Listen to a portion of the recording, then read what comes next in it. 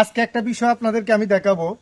বিষয়টা হলো, আমরা হামেশাই দেখে থাকি যে লোকালি যে পার্কগুলি আছে, যে রিসোর্টগুলি আছে, সেই রিসোর্টগুলিতে যারা ছেলেমেয়েরা যারা আসে, তারা অনেকেই প্রেমিক প্রেমিকা এবং অনেকেই স্বামী স্ত্রী সকলেই আসে।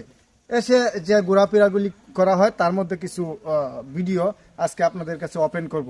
দেখেন, আসেন।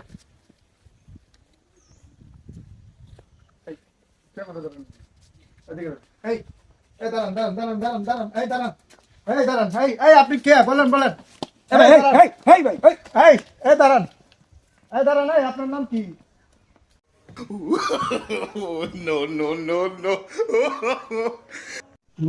ঘটনাগুলি এই হলো দেশের অবস্থা।